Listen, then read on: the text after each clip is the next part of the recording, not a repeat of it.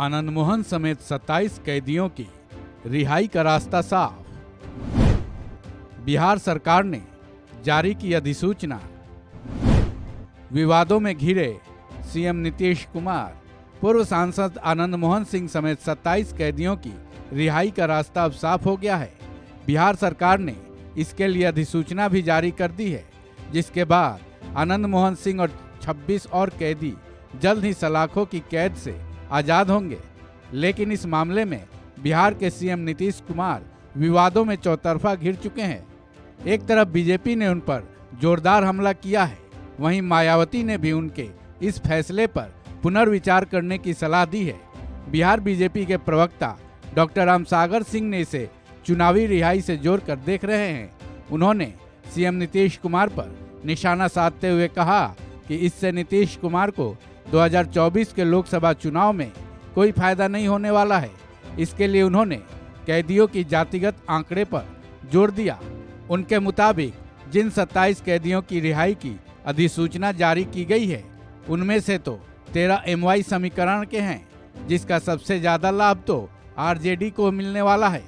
साथ ही उन्होंने ये आरोप भी लगाया कि ये RJD के दबाव में लिया गया फैसला है।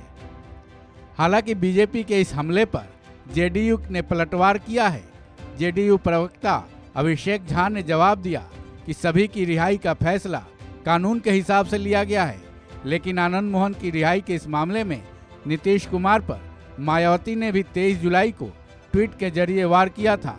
उन्होंने लिखा था, आनंद मोहन बिहार में कई सरकारों की मजबूरी रहे हैं, लेकिन गोपालगंज के तत्कालीन DM श्री कृष्णैया की हत्या मामले को लेकर नीतीश सरकार का यह दलित विरोधी व अपराध समर्थक कार्य से देश भर के दलित समाज में काफ़ी रोष है। चाहे कुछ मजबूरी हो, किंतु बिहार सरकार इस पर जरूर पुनर्विचार करे। जाहिर है मायावती इस रिहाई को दलित अत्याचार के रूप में जोड़कर देख रही हैं। चूँकि गोपालगंज के तत्कालीन DM जी कृष्णैया दलित समुदाय से थे, वहीं वो जनता में इसका गलत संदेश जाने की आशंका भी जता रही हैं। साथ ही उन्होंने बिहार के सीएम नीतीश कुमार को नसीहत दी है कि वो इस फैसले पर पुनर्विचार करें।